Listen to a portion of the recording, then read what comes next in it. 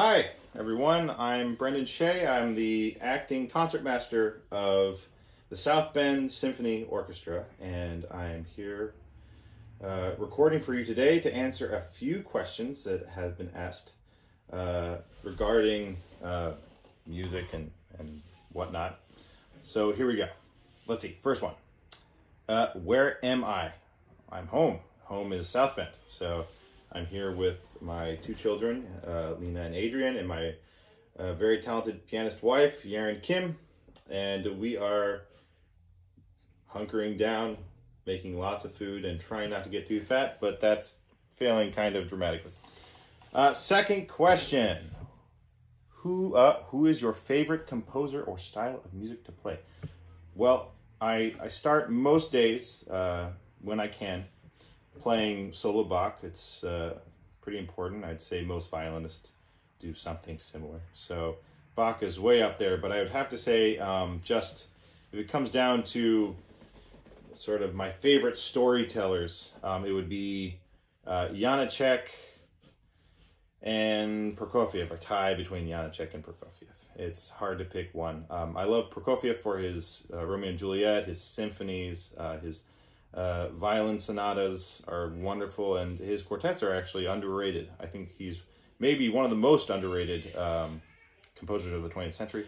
And Janacek I love because his language is just so beautiful and unique, and if you haven't heard of it, I highly recommend listening to his solo piano works, which are not of this world, and his orchestral, I guess you might call it a symphonic poem. I'm not sure what the exact classification is, but Taras Bulba, based on the book by Gogol, Taras Bulba, the same name. But those would be, it's hard to pick. I'm going to have to pick two. So, yeah. Okay, next question.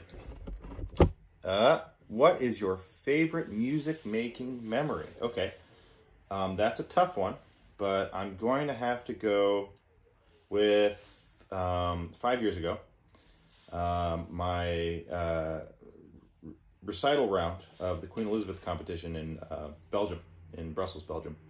That was really special. That was pretty cool. Not only because I had been sort of idolizing the Queen Elizabeth my whole life, but also because I performed on stage with my pianist wife, Yaren Kim, and she actually had our daughter, Lena, in her inside while we were playing on stage at Place Flagey, which was really cool, I thought, to have the whole family on stage in some capacity. So that was a really special memory for me. I'll always remember that. And it's doubly special because I actually began the violin in Brussels, Belgium. When I was living there, my dad was a diplomat. He's retired now, but I spent my whole life overseas, basically, and I began violin, and not only that, I lived about 2 blocks from Place Flagey, and I didn't even realize it till I went back and got to walk around and take a trip down memory lane and go to my old pre-K and see all the things that looked enormous to a little 3-year-old Brendan,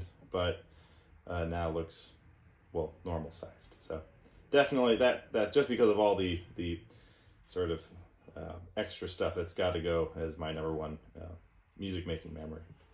Good, okay, so, and the last question, I think, is the last. Yes, it is. What is your favorite social distancing activity or hobby? I have to go with not wearing real pants. I love wearing my pajamas all the time. I mean, I'm wearing this sweater. This is about as formal as I've gotten in about 6 weeks or whenever this began.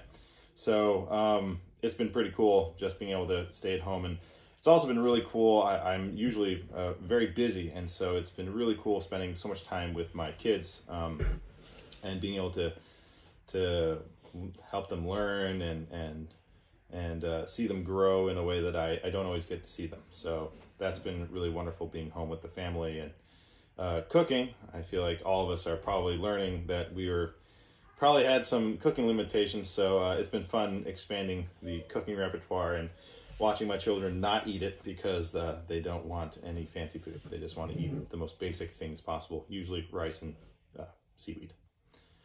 So I've also been asked to play a little excerpt or something, so that'll be fun.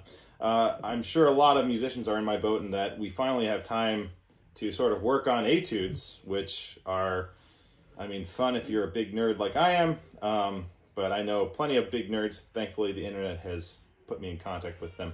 And so I've been playing a lot of etudes, which is really fun. And one that I recently have decided to kind of go over, sort of the white whale of etudes, is the Erlkönig, which is Ernst's version of Franz Schubert's Lieder for voice and piano. It's actually more based on the Liszt transcription. It's in the same key as the Liszt transcription, so it shares more in common with the Liszt. But they're both based on the story of the Erlkönig.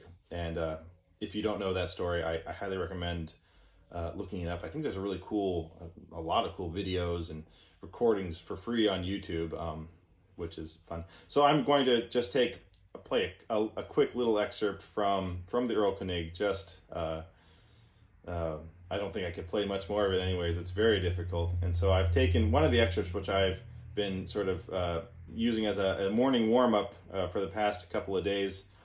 And this is well, without going too far into the story, the Erlkönig is roughly translated as the Elf King, which is more like I don't know what you'd call him in English, but sort of like a ghoul or a ghost, and he's trying to coax the boy to come with him. And this is the second time he's trying to coax him. So it's in major, and it's supposed to be kind of creepy.